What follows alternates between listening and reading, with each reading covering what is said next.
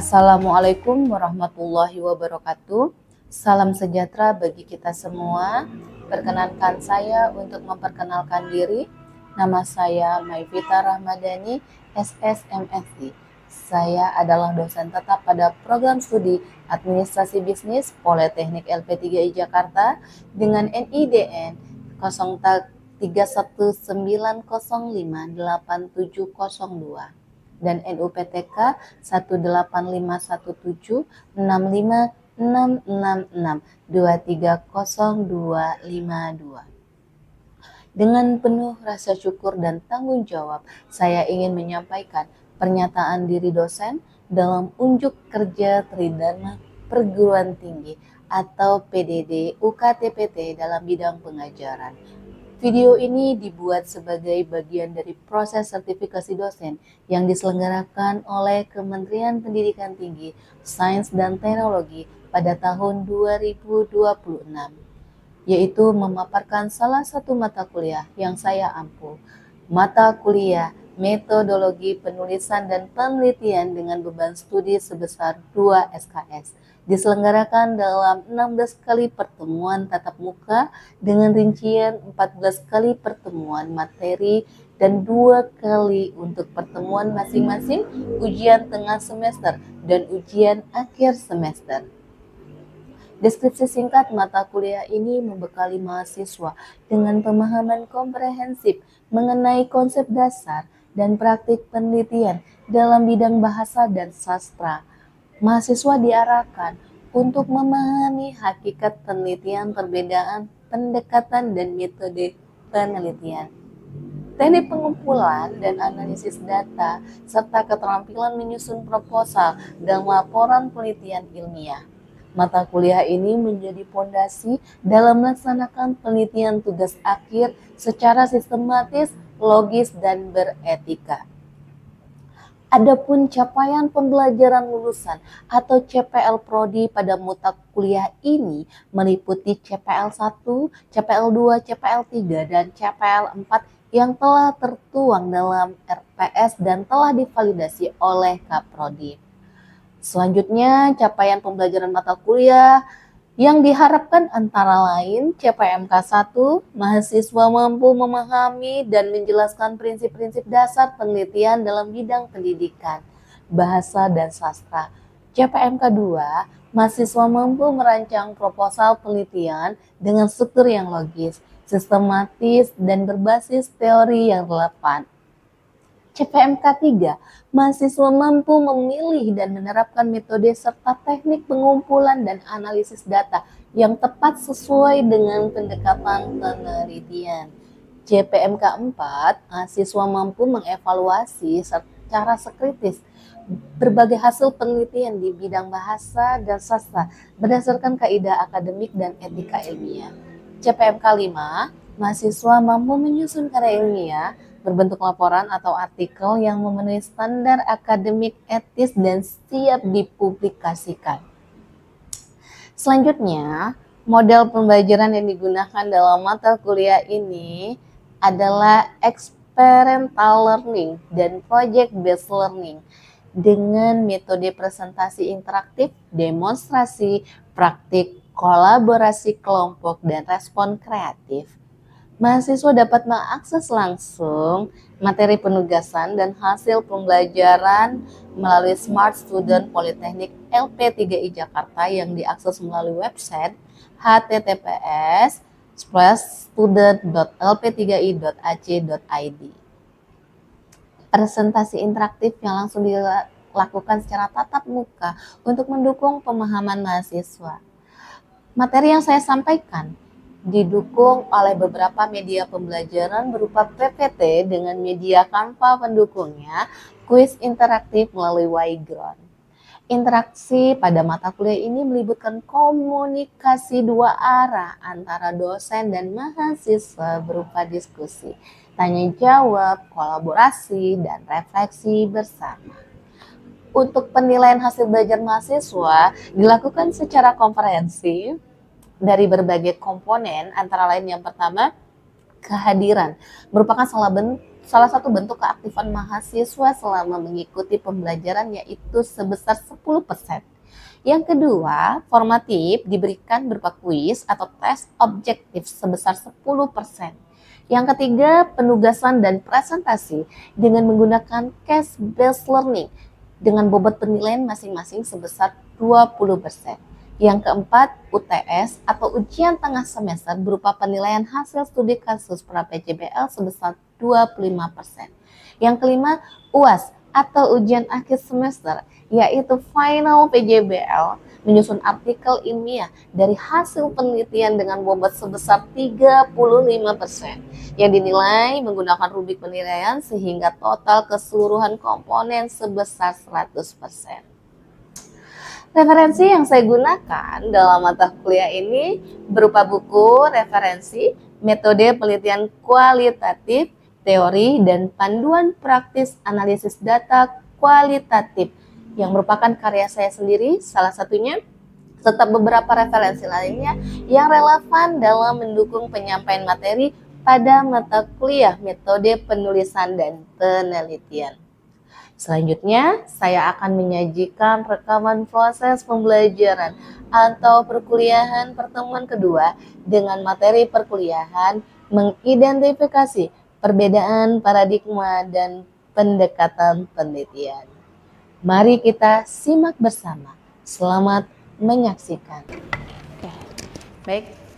Assalamualaikum warahmatullahi wabarakatuh. Waalaikumsalam. Selamat malam. Malam.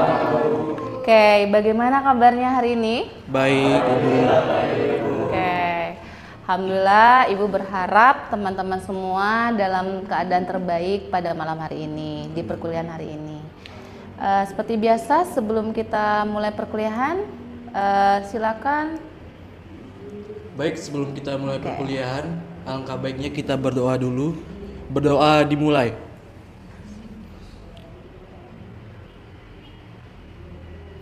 Berdoa selesai. Amin. Baik, selanjutnya Ibu akan cek kehadiran dulu ya.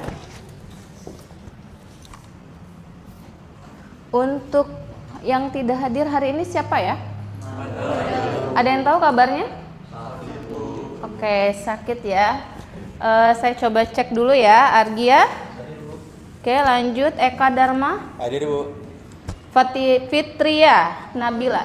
Oke, Mandala tadi sakit ya. Untuk Mufti Muhammad Arul, Ikram, Nadia, Pandita, Rafif, Rahmat Aji, Sahludin, Syekal. Oke, baik, alhamdulillah semuanya sudah terabsen ya. Baik teman-teman, kalau kita ingat di pertemuan kedua kita ya, untuk perkuliahan kita, sebelumnya kita sempat bahas tentang definisi, ciri, dan juga kita membahas tentang tujuan dari penelitian. Nah, hari ini Ibu akan lanjutkan dengan materi yaitu mengidentifikasi paradigma dan pendekatan penelitian. Nah, namun sebelum Ibu lanjut nih, Ibu ingin bertanya dulu sama Eka. Silakan Eka. Apa itu penelitian? Secara etimologi, penelitian itu berasal dari bahasa Inggris research, yang artinya kembali, search yang artinya mencari. Oke, silakan Nadia. Menurut Eka, jadi kalau dari saya ya Bu, menurut dari TLY itu penelitian adalah studi kasus yang memang peneliti dengan seseorang untuk penyelidikan suatu masalah terhadap studi kasus tersebut dengan hati-hati dan juga tepat Ibu, sehingga akan memproses suatu masalah tersebut menjadi pemecahan yang sangat tepat untuk masalahnya, gitu Ibu. Nah, berdasarkan referensi kedua teman kita tadi, kita bisa simpulkan bahwa penelitian itu merupakan usaha untuk menemukan, kemudian kita bisa mengembangkan dan menguji kebenaran atas suatu pengetahuan kita, di mana usaha-usaha itu dilakukan untuk menggunakan metode ilmiah. Jadi ketika kita menyelesaikan masalah, kita itu harus menggunakan metode ilmiah. Inilah yang disebut dengan penelitian. Oleh karena itu, agar kita lebih paham lagi, kita perlu mendalami penelitian ini secara mendalam agar nantinya dalam memecahkan masalah kita tidak salah langkah. Ya, pada saat itulah kita bisa tahu bahwa diri seseorang mulai berpikir berdasarkan paradigma yang dipahaminya. Oke, nah berikut Ibu sajikan salindia materi Ibu pada pertemuan hari ini, yaitu Ibu akan membahas tentang kemampuan akhir kita dari pembelajaran pada hari ini. Itu ada di sub CPMK, mengidentifikasi perbedaan paradigma dan pendekatan penelitian. Nah, apa itu yang disebut dengan paradigma penelitian? Paradigma penelitian yaitu bukan sekedar teori, melainkan kacamata yang menentukan bagaimana kita mendefinisikan masalah dan mencari solusinya. Kemudian saya juga mengutip dari salah satu pendapat ahli, yaitu menurut Guba dan Lincoln, bahwasannya paradigma penelitian menurut mereka itu adalah kerangka berpikir yang menjelaskan bagaimana cara pandang peneliti terhadap fakta kehidupan sosial dan perlakuan peneliti terhadap ilmu atau teori. Paradigma penelitian juga menjelaskan peneliti memahami suatu masalah serta kriteria pengujian sebagai landasan untuk menjawab masalah penelitian. Nah, sebenarnya apa sih peran dari paradigma dalam navigasi penelitian ini? Kalau teman-teman bisa lihat di sini, navigasinya itu adalah sebagai sistem keyakinan dasar kita, di mana kita sebagai peneliti nantinya bisa bertindak dan mengamati dunia. Artinya mengamati dunia ini artinya masalah yang ada di depan kita itu apa, ya. Kemudian kita nanti bisa memutuskan langkah kita mengambil metodologisnya, menentukan topiknya, mengumpulkan datanya, cara analisisnya, hingga nanti gaya penulisan laporan akhir kita seperti apa. Nah, selanjutnya ada 4 pilar filosofi paradigma di dalam penelitian. Mungkin bisa dibantu sampaikan? Oke. Saya, Bu. Silakan. Di sini ada 4 pilar filosofis paradigma penelitian. Yang pertama, ontologi. Mempertanyakan hakikat realitas, apakah realitas itu objektif dan tunggal atau subjektif dan beragam. Yang kedua itu epistemologi, menjelaskan hubungan peneliti dan yang diteliti serta cara pengetahuan diperoleh dan dibenarkan. Aksiologi menyoroti peran nilai, etika dan moralitas peneliti dalam proses penemuan pengetahuan. Yang terakhir itu ada metodologi, strategi atau prosedur pengumpulan dan analisis data berdasarkan asumsi-asumsi sebelumnya.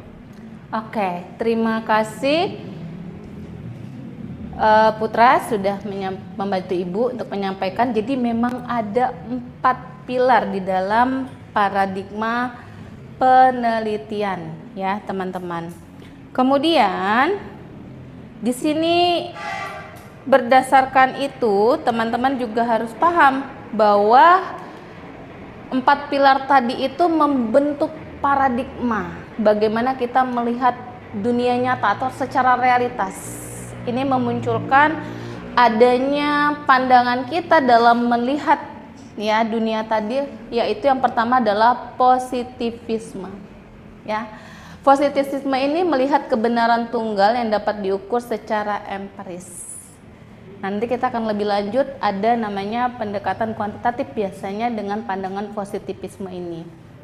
Kemudian yang kedua adalah konstruktivisme, di mana ini melihat realitas jamak yang dibentuk oleh interpretasi manusia.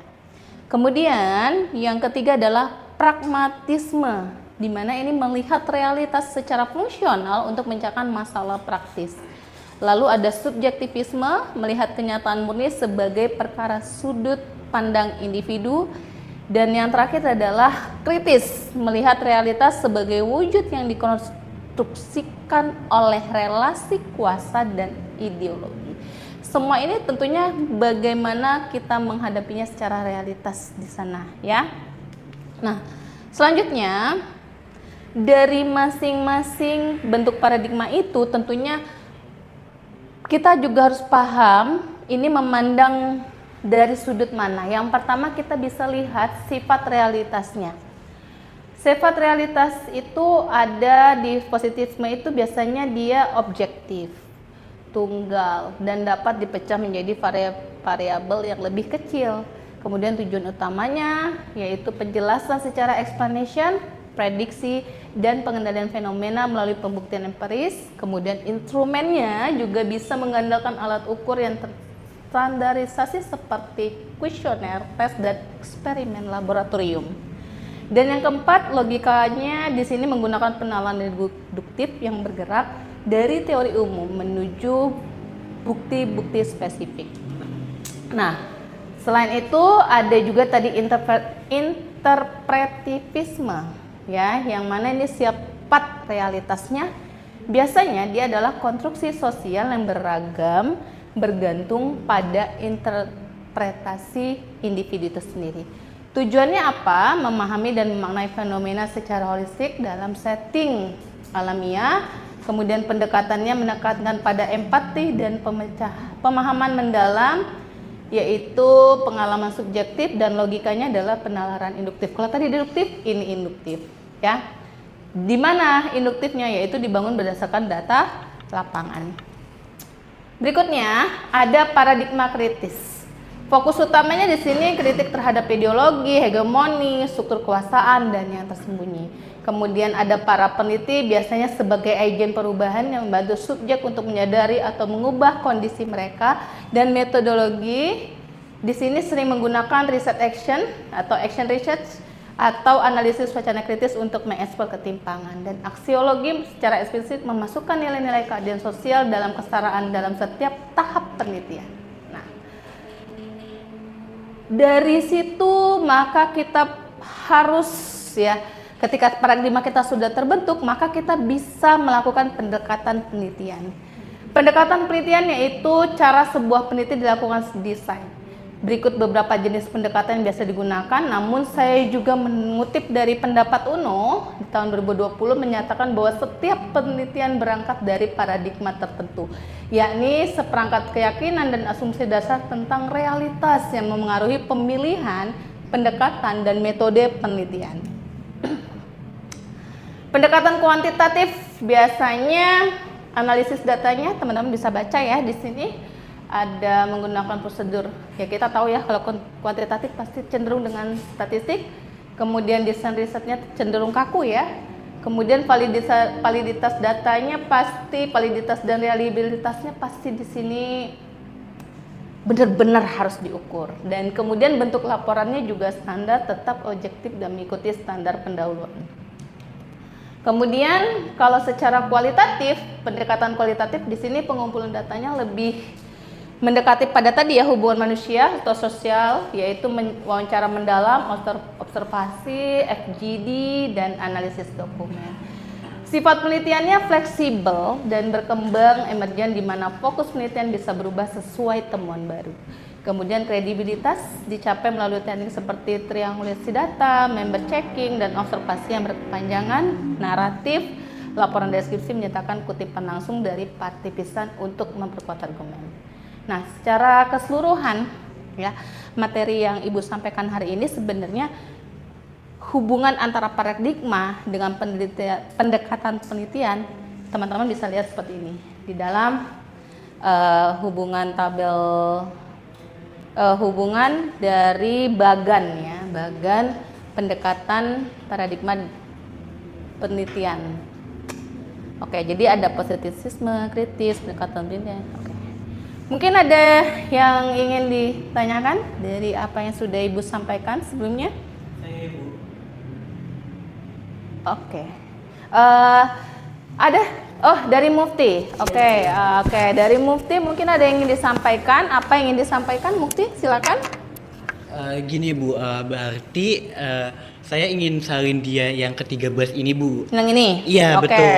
Nah, berarti pendekatan penelitian itu ada dua ya Ibu ya, yaitu kuantitatif dan kualitatif. Tetapi bisa juga kan kalau kita campuran kan ya Bu, atau gimana? Oke, ya benar. Jadi memang sesuai yang sudah Ibu jelaskan tadi, memang penelitian ini terdiri dari dua, yaitu pendekatan kualitatif dan kuantitatif, di mana penelitian ini nantinya akan teman-teman bahas lebih lanjut di pertemuan berikutnya. Nanti saya akan bagi menjadi dua kelompok. Sisi kiri saya itu adalah penelitian kualitatif dan sisi kanan saya adalah penelitian kuantitatif, di mana nanti masing-masing kelompok itu akan menjelaskan analisis secara utuh dari masing-masing penelitian itu untuk di pertemuan berikutnya. Benar tadi memang ada kemungkinan untuk metode penelitian ini, pendekatan penelitian ini bisa campuran, ya. Namun kita sampai pada kualitatif dan kuantitatif saja. Oke? Bu, Oke. saya mau nanya, Silakan. jadi masing-masing kelompok tuh tiap individu harus punya topik masing-masing nggak Bu?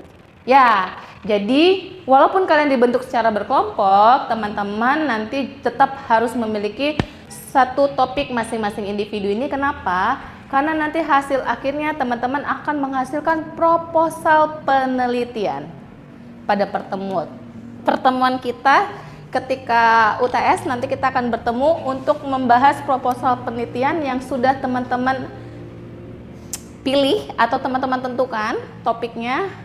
Kemudian nanti kita akan bahas lebih lanjut. Ketika sudah jadi proposal penelitian, kita lanjut menjadi penelitian dan kita nanti bisa jadi akan menerbitkannya menjadi mempublikasikan menjadi sebuah artikel seperti itu.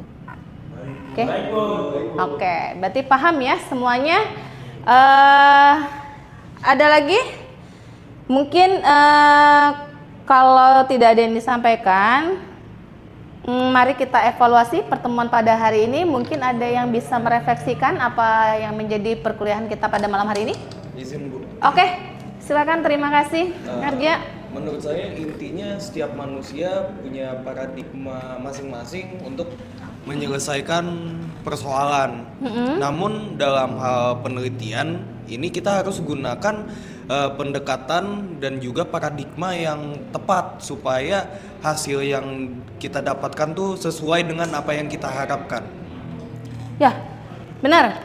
Jadi memang itu memang yang menjadi pertemuan kita ya untuk di malam hari ini. Memang kita berharap bahwasannya apa yang teman-teman lakukan pada malam nantinya untuk kedepannya itu adalah hasil yang diharapkan tentunya berhasil, tidak gagal.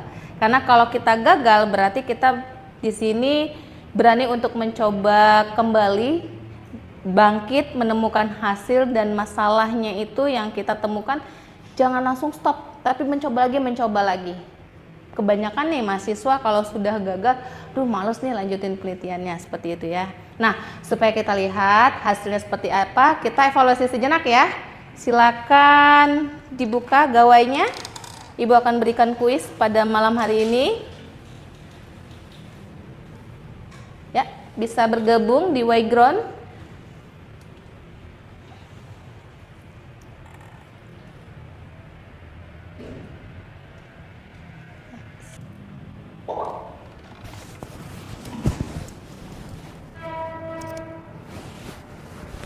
Ada yang sulit? Tidak? Oke? Ya. Kita mulai ya. Sudah 3 orang yang bergabung. Ya.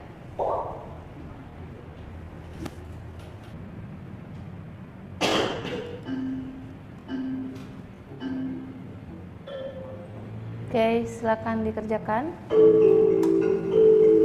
Bisa lewat sini yang belum bisa bergabung kodenya.